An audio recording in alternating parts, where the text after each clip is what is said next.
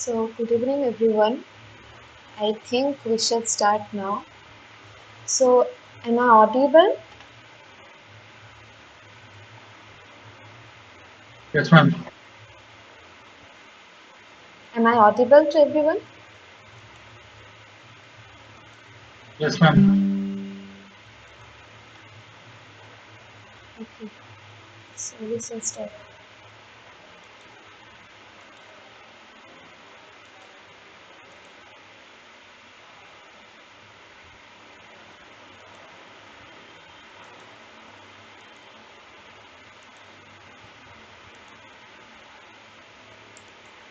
So, my screen is visible, right?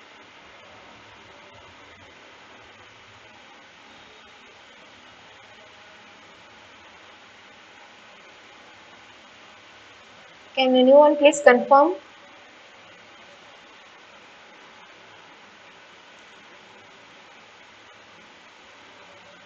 So, my screen is visible or not? Yes, ma'am. Okay.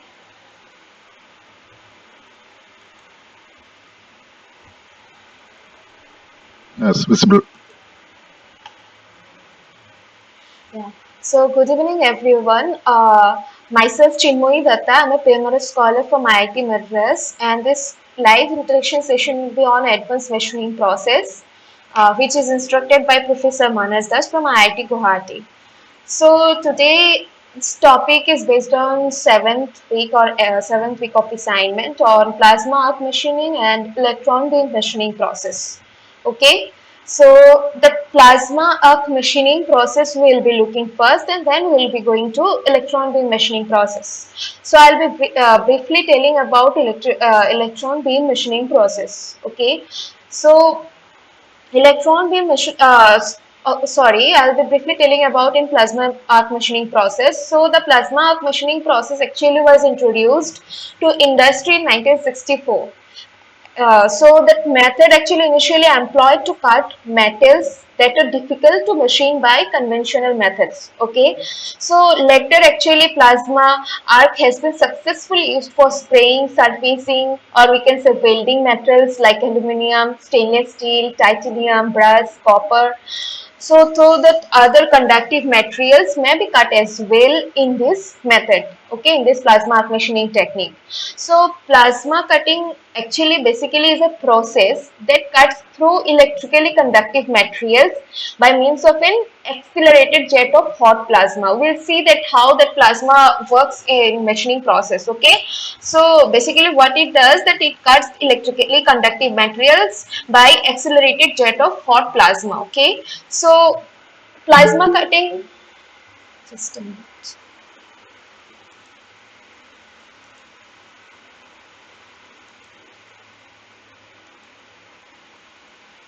Okay.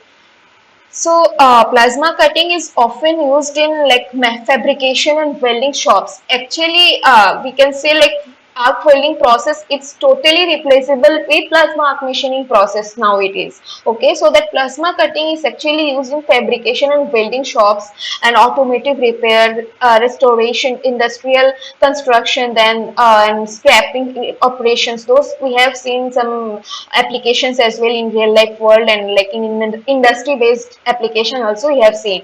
So that due to that high speed precision cuts combined with low cost of operation, plasma cutting saves and widespread usage from large scale industrial applications. Basically we have seen industrial CNC application, we have seen down to small that shops, welding shops, we have seen this applications. Okay, so basically how it works from the figure itself we can see that plasma, actually what is plasma basically, that plasma is nothing but the gas when heated to that we can say that elevated temperature, if it's heated then it turns into some different type of matter which is called actually plasma. Okay, so actually there is a plasma state. So what is the reason behind that plasma state we are talking about here in plasma arc machining process?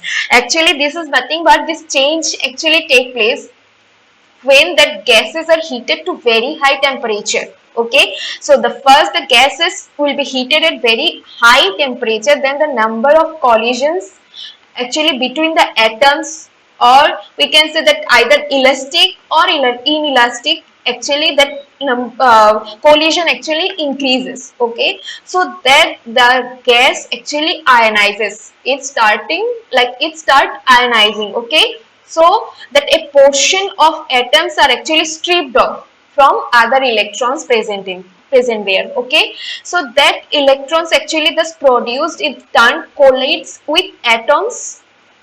Actually there will be like means it will be like collides with the atoms, so that their like thermal kinetic energy will be increasing. Okay, due to this, and a high light is emitted from that. So when that collision occurs with atoms, there will be some kinetic energy, thermal kinetic energy, increase of thermal kinetic energy, you can say. So as a result, light will be emitted from them. Okay, and it will produce more number of atoms and electrons then. So this is the main fundamental of that plasma state actually. So that what like how it's generate, that plasma actually generates here. So that first of all, if we are talking about the plasma state and generation of plasma state, so that like gases actually are heated to very high temperature. We can say approximately 16,000 degrees Celsius to generate that plasma. Okay, so this can be like we can say this can be achieved by applying a suitable electric field across that gas column present here, sir. Okay, so that is achieved by some applying suitable some electric field. Okay, so then the gases are heated like by that applied electric field. Okay, so then actually one igniter is there that supplies the initial electrons. Okay, that electrons actually accelerated before cooling and ionizing. So that free electrons actually get accelerated, and like finally it will cause ionization and heating of gases. Okay, so that process actually continues. That heating of gases is needed to create plasma. Okay, so for that actually that suitable electric field is applied, and then gases are heated by those applied electric field. Okay, then actually one igniter is there where that it supplies the initial electrons which actually accelerated before colliding and ionizing. So that free electrons actually then get accelerated, and it will cause ionization and heating of gas. This process actually continues. Okay, this whole process is continuing till the steady state is obtained, till we get the steady state condition. Okay, so that actual heating takes place when atoms recombines into molecules. Okay, so in this cycle actually that plasma occurs, and that generation of heat, gas are heated, and that whole cycle actually works in this cycle only. Whole work. Okay, and whole principle works in this cycle. So that plasma actually retains the main advantages, we can say, in this process, which brought to that industry by providing an advanced level of control and accuracy. So here plasma plays an important role, like how we have seen that the state of plasma state, then generation of plasma, and then how like it works, and how that plasma is generated like by heating the gases and by like generating the electrons, and like supplying the free electrons, and then acceleration of free electrons, and then ionization and heating of gases. Those process we have seen.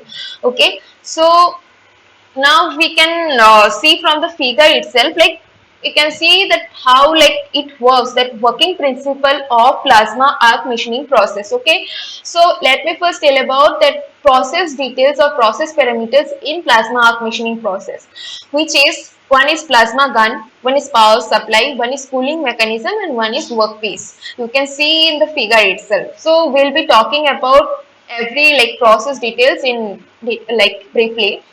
So that principle, if we talk about the principle, working principle of the plasma arc machining, as I have said, like that case, that high velocity electrons of that arc actually collide with gas molecules and that metal to form ionization. We have seen in previous slide itself, like ionization is required to heat the gas. Okay, so that case, that high velocity of electrons of that arc actually collide with gas molecules and metals to form ionization of that beam.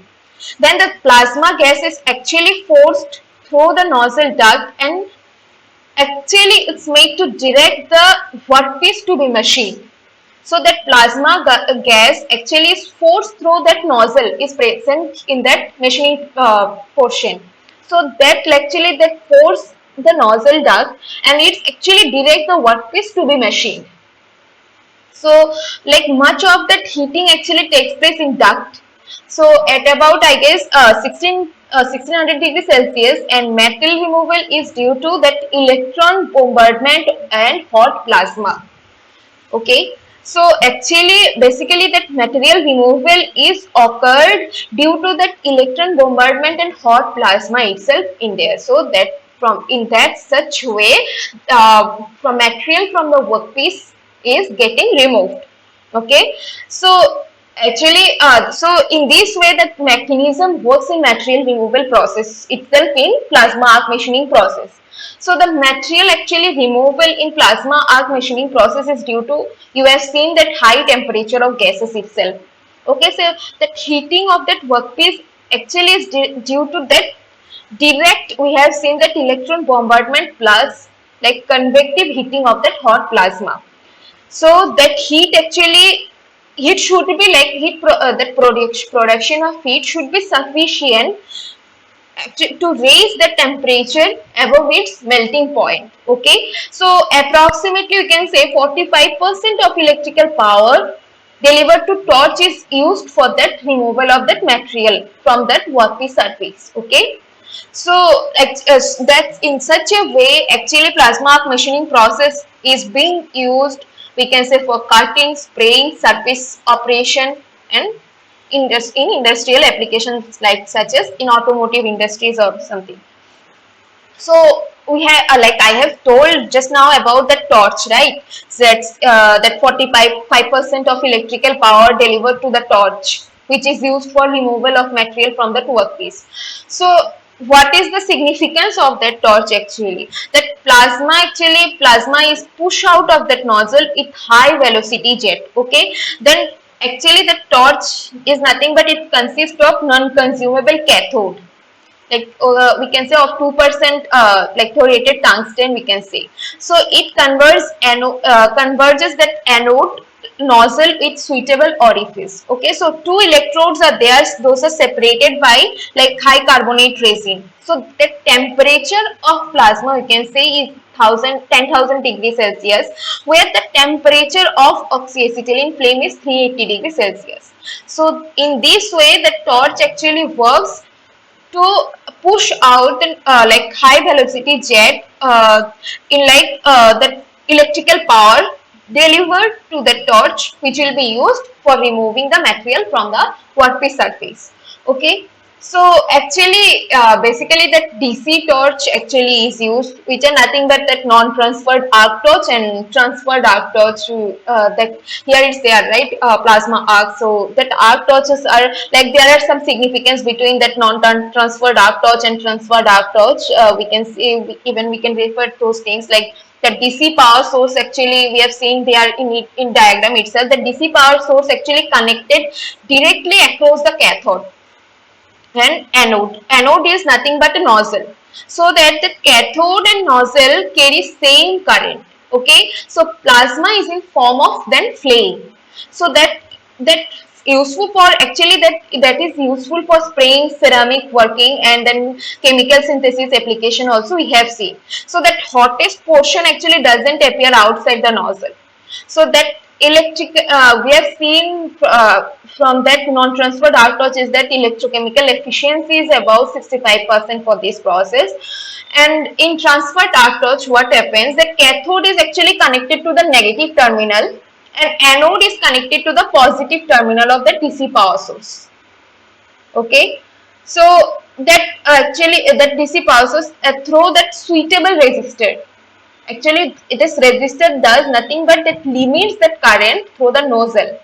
Okay, it's approx about I guess 50. Ma'am आपकी आवाज नहीं आ रही ठीक से। Hello, I'm not audible. Am I audible? Hello? Can anyone please hello ma'am. Yes, am I audible?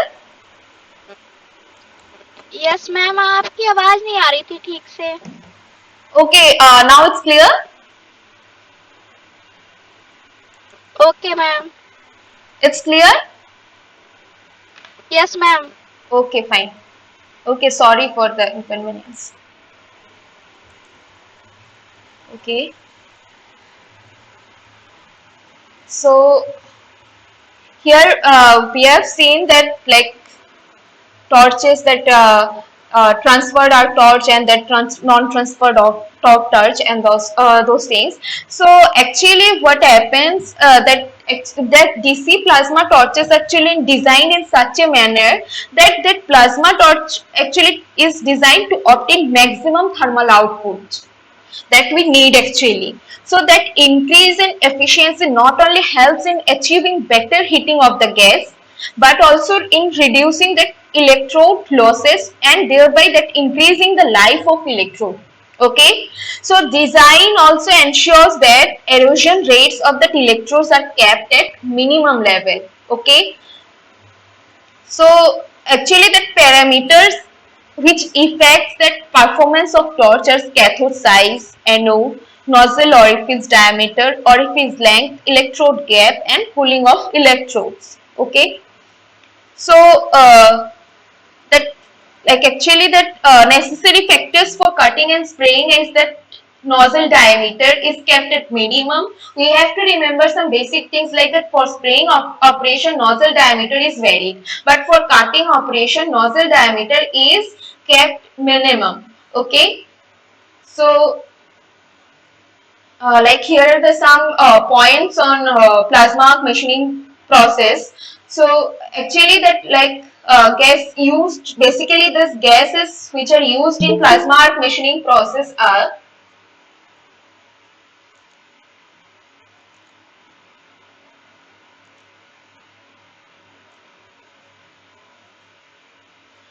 aluminium and magnesium actually can be cut with nitrogen hydrogen mix or argon hydrogen mix. So few of the gases you have to remember which are used in basically plasma machining process. So basically the stainless steel, if you can cut, if you want to cut with plasma arc machining process, then it can be cut by nitrogen hydrogen mixture gas. Okay, so then carbon steel can be cut with oxygen. Aluminum and magnesium can be cut with nitrogen hydrogen mixture or argon hydrogen mixture. Okay. So those are the basic points on plasma arc machining which I have told and I have explained. So here are the some basic questions on plasma. Actually, in plasma arc machining process and the electron beam machining process, you will find maximum of that MCQ type of questions itself. There are not that much numerical questions. So you have to remember some process parameters. You have to remember some basic things on plasma arc machining, that on plasma and gases and that material cutting operation. Those things you have to remember so that you can answer those MCQs. Okay. So that first question is plasma is a mixture of electrons and ions, atoms, or none. So we have seen in first slides itself. I have told about the what is plasma and what are the state of plasma and how it generates. So from that we can tell that plasma is nothing but a mixture of electrons and ions. Okay. So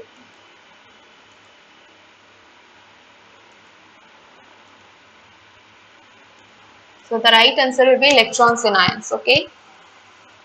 So gas in plasma state becomes electrically conductive, responsive to magnetism, both. So basically gas in plasma state actually becomes that electrically conductive as well as responsive to the magnetism. Okay, so that gas in plasma state becomes electrically conductive as well as responsive to magnetism. So the right answer will be both. Okay. So the next question is given as it cuts the material having large heat capacity, low conductivity, poor oxidation resistance. See, the plasma arc machining process can cut the materials which will be having large heat capacity, high or good conductivity, of electricity. And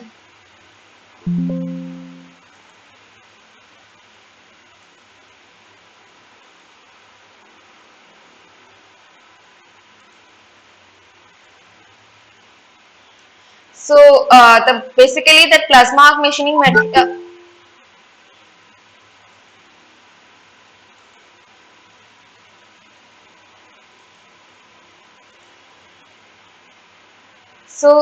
basically that plasma arc machining process can cut the material which will be having a large heat capacity, then high conductivity and good oxidation resistance. So the right answer will be it cuts material having large heat capacity, because low conductivity is not required here. Like it should be good conductivity and it should have good oxidation resistance to the material, like that. So that materials can cut only in those conditions. Okay. So actually those two operations are there, right? Plasma arc machining and electron beam machining in this week. So that another machining process is electron beam machining process. Okay. So I'll be briefly telling about electron beam machining process. So actually electron beam is generated in that electron beam gun. Okay, like electron beam actually a beam gun that provides high velocity electrons over very small spot size. We'll be seeing that what will be the standard spot size for that in later slides. Okay, so electron beam machining is required to be carried out in vacuum. Okay, so actually, why it should be carried out in vacuum? Otherwise, that electrons would interact with the air molecules, right? So it should be carried out in vacuum. You have understood, right? Why it's required to be carried like in vacuum? Because otherwise, that electrons will start interact with the air molecules. Okay, so that if it interacts with the air molecules, it would lose the energy and cutting ability itself. That's why it's preferable to be carried out in vacuum. Okay, so thus that workpiece to be machined is located under an electron beam is kept under vacuum. Why? Because that electrons, otherwise that electrons will start interacting with the air molecules and it will gradually lose the energy and cutting ability. Okay, so that workpiece will be which will be machined, it will be located under the electron beam and will be kept under a vacuum. Okay, that high energy focused electron beam is made to impinge on the workpiece with spot size of, there is you have to remember that range, it will be in between 10 to 100 micron. Okay, the spot size will be very less, that spot size will be in the range of 10 to 100 micron. That high energy focused electron beam that impinges on the workpiece with spot size of 10 to 100 micron. That kinetic energy of the high velocity electron then converts to heat energy as that electrons strike the work material. Okay, so due to the high power density, instant melting and vaporization actually starts, and it starts melting, and that vaporization, actually that process gradually progresses. So finally we'll get the molten material. Okay, so if any of the top of the front is expelled from the cutting zone by that high vapor pressure, so in electron beam machining process, actually it will be pulsed mode.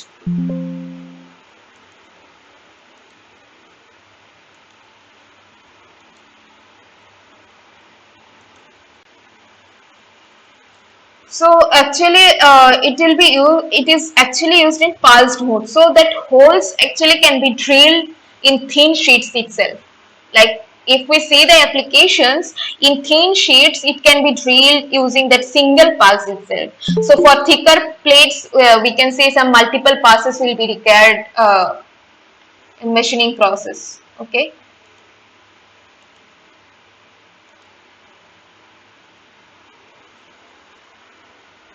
So that holes actually were there. That electron beam that actually beam that used can be that electromagnetic deflection coils for drilling holes of any shape we can generate. Okay.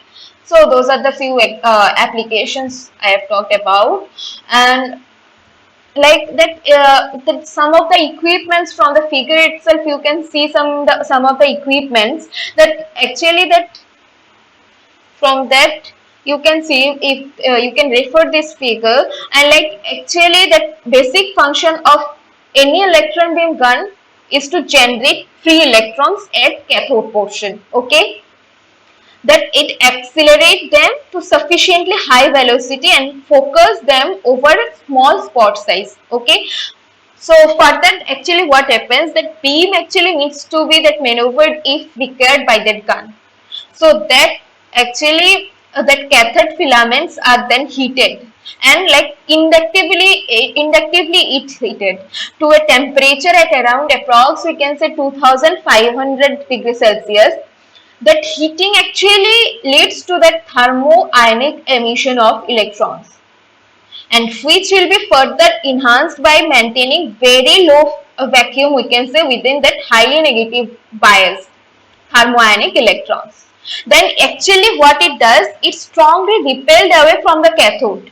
Okay, so that cathode is in the form of that cartridge. Okay, so that it can change very quickly to reduce downtime in case of failure. So in this way actually the whole process works. Okay, so actually what it does, like the just after the cathode actually there is one annular bias grid. Okay, so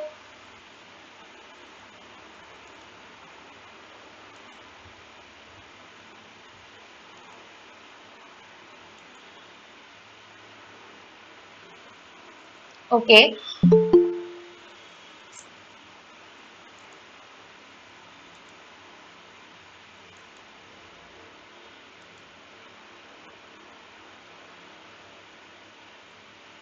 so that actually that nature of biasing just after the cathode controls basically the flow of electrons, and that bias grid which is basically used to switch to operate electron beam gun in pulsed mode. Okay, so after that anodic portion the electron beam actually passes through a series of magnetic lenses and apertures. Okay, so that magnetic lenses shape the beam and try to reduce the divergence. So that electron beam actually passes through the final section of the electromagnetic lens and deflection coil. So we can see like generally in between that electron beam gun and the workpiece, which actually we have talked about that like placing in under vacuum. So there would be a series of slotted rotating discs. Okay, that disc actually allows the electron beam to pass and machine materials, and like it's actually prevents the metal fumes and vapor they are generated during that machining process to reach that gun. Okay, so electron beam guns actually provided with that illumination facility and telescope for alignment of beam with the workpiece. In such a way actually workpiece is mounted on basically that CNC table, it's mounted so that the holes of any shape can be machined using that CNC control electron beam machining process. Okay, so some of the process parameters actually there which directly affect the machining characteristics, which are basically the accelerated voltage, then beam current, pulse duration, energy per pulse, power per pulse, lens current, spot size and power density. So one of the major requirement of electron beam machining operation we can say is electron beam gun is actually meant is of desired vacuum. Okay, that level of vacuum within that gun is in order of you have to remember this range 10 to the power minus 4 to 10 to the power minus 6. You may get questions in assignment itself that what is the range of that level of that vacuum within that gun in like order you can tell. So that order is in between the 10 to the power minus 4 to 10 to the power minus 6 torr. Okay, so such vacuum actually is achieved and maintained using some combination of rotary pump and diffusion pump. Okay, so actually diffusion pump is nothing but is an actually oil heater. So as that oil is heated, the oil vapors rushly that and it rushes upward that where that gradually converging the structures. Okay, so that nozzle change the direction of the motion of that oil vapor, and that oil actually vapor starts moving downward at high velocity jet. So that well is evacuated by that rotary pump via that backline line. Okay, so in this way actually that machining process works wholly.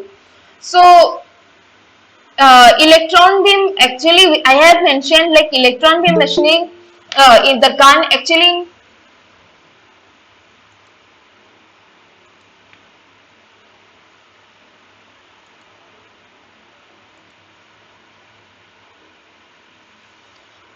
So in electron beam machining process, actually that gun is operated in pulse mode. Okay, so this is achieved by appropriately biasing the bias grid, as I have mentioned already, located just after the cathode. So switching pulses are given to the bias grid so as to achieve that pulse duration as low as 50 microsecond we can say, and as long as 15 hours. So that range also you can remember.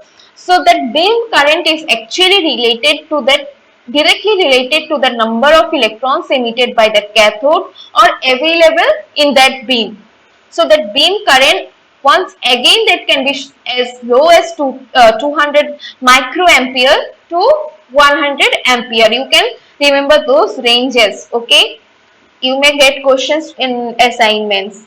So increasing that beam current actually directly increase the energy per pulse. Okay, that increase in pulse duration actually enhance energy per pulse. That high energy pulses you can say in excess of 100 joule per pulse you can say, that can machine larger holes on thicker plates. Okay, we have seen that it can machine thinner plates, it can machine thicker plates, or like larger holes or small holes it can machine. So based on this process parameters only it will work. So that energy density and power density actually is governed by that energy per pulse duration and spot size of that, like it's controlled basically by the degree of focusing it, which will be achieved by that electromagnetic lenses. So those are the basic parts in electron beam machining process. So basically what it does, like electron beam machining process actually provides holes of diameter in range of 100 micrometer to 2 millimeter with depth of cut depth up to like 15 millimeter we can say. So those are the process capability of electron beam machining. So you can produce holes of size even in 100 micron, even you can produce the holes of size 2 millimeter itself. Okay, so even the materials like steel, stainless steel, titanium, which are difficult to cut by conventional methods, so those materials also can be machined by electron beam machining process easily. But then here like,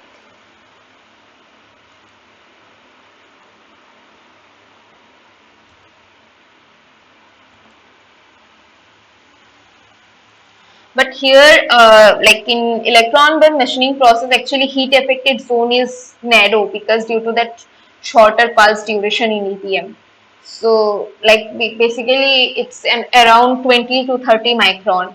So, few of the materials, even like aluminum and titanium alloys, are like readily machined compared to steel even in that process. So that number of holes drilled per second depends on the hole diameter itself. As we have seen, it can machine the hole of size like 100 micron to 2 millimeters. So basically it depends on the number of holes can be drilled per second. It will be dependent on the hole diameter. Then another thing is power density. We have seen that power density and depth of hole as well, that material type as mentioned, that can be actually that also affects the process capability of EBM machine actually. So it actually doesn't apply any cutting force on the workpiece. So it's very simple actually work holding. For that very simple design of work holding device is required to hold the workpiece. Okay, so that enables that machining of fragile and brittle materials by that EBM machine also we can say. Okay, so even that holes, if we want to drill at very shallow angle, say for 20 degree to 30 degree, even we can machine it using that EBM machining process. Okay,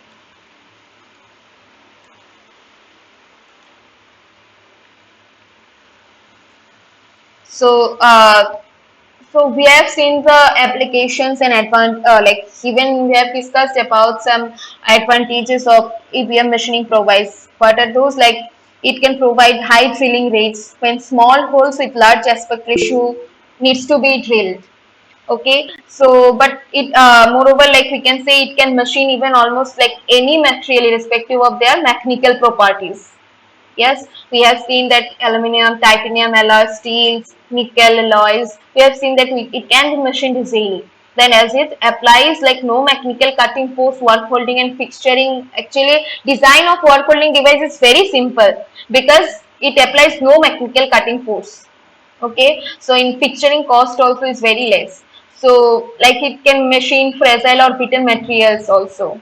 So that heat affected zone in EBM is also very less due to that shorter pulses. Okay, so those are the some advantages we have seen across that working principle and the machining behavior and the process capability of EVM machine. But that EVM process is itself has some limitations. What we can say like that primary actually limitations are it's having very high capital cost of the equipment and like necessary that regular maintenance is also very difficult for it actually because it uses that vacuum system and all, so it's little bit difficult to maintain that. Even like in EVM, there is significant amount of non-productive pump, actually down period of the desired vacuum. So but this can be obviously reduced to some extent actually using vacuum load. So that though like even we have seen that heat affected zone is less, but actually recursive layer formation cannot be avoided in EVM machining process. So those are the few limitations though that can be overcome. But like it can be like, Hello? Hello, excuse me, ma'am. yeah, Your hello. voice is not clear. Ma'am, Oh, your voice is not clear, ma'am. okay. I'm not audible properly. Ma'am, your voice is breaking. Okay, now it's fine, or still it's breaking. Ma'am, it's still breaking. Breaking, ma'am. Still breaking. Okay. Maybe I think my some glitch, ma'am. even I need to check my network connection. So now it's okay. Yeah.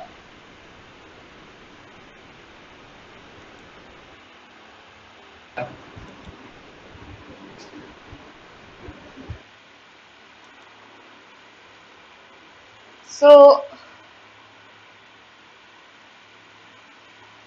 there are few like MCQ questions are there. So in EBM, actually spot size should be, as I have discussed earlier, 10 to 100 micrometer will be the results.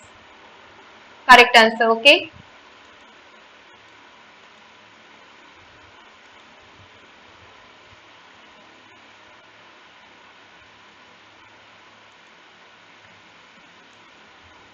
So the right answer will be 10 to 100 micron.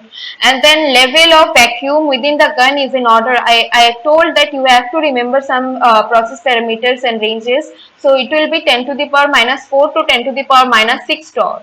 Okay, so in electron beam machining, beam current varies from 100 microampere to 1 ampere. Okay, so mechanism of material removal in electron beam machining is due to option A is mechanical erosion due to impact of high energy electrons. Then option B is chemical etching. No, that C is sputtering between due to high electron energy electrons. No, that option D is melting and vaporization due to thermal effect of impingement of high energy electrons. So option D will be the correct answer, that is melting and vaporization due to thermal effect of impingement of high energy electron. Okay, so those are the few questions actually I have prepared to just to basically give the idea that what kind of questions you can expect in assignments. So that's all about, like, you can hear me, right? Or my voice is still breaking?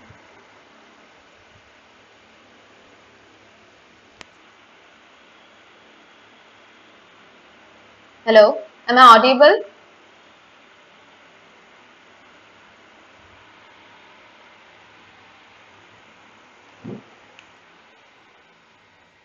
Hello, am I audible? Yes, ma'am. Okay, so actually that's all about electron beam machining process and plasma arc machining process. So someone has raised his hand. Can you please like unmute your mic and ask the questions whichever you are having doubt or anything like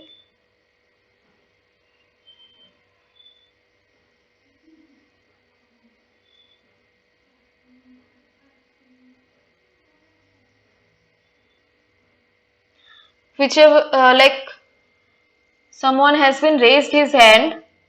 So can you please unmute your mic?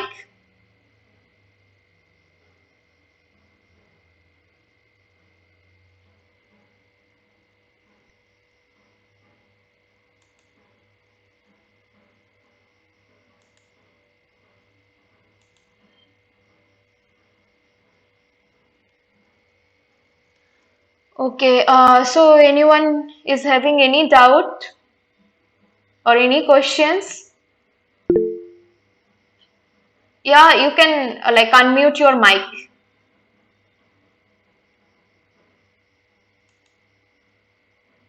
Please unmute your mic and like you can tell the questions or doubts, whatever you are having.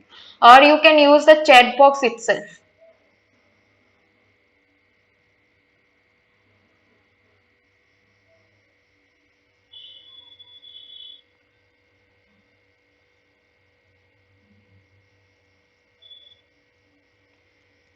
So,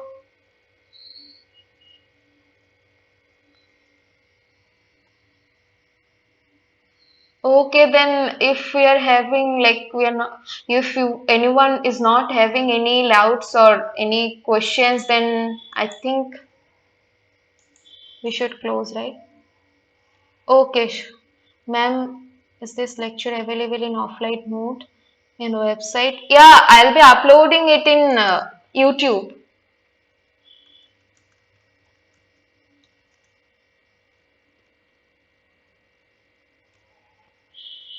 Okay, so last question. Yeah, this is the last question.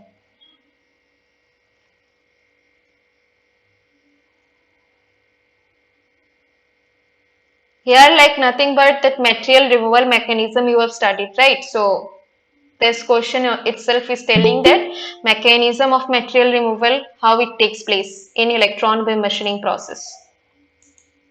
Okay. Or if in case you have anyone is having any doubt in this, or if my voice was not clear in between, so you can actually post question in my mail. So I am mentioning my mail.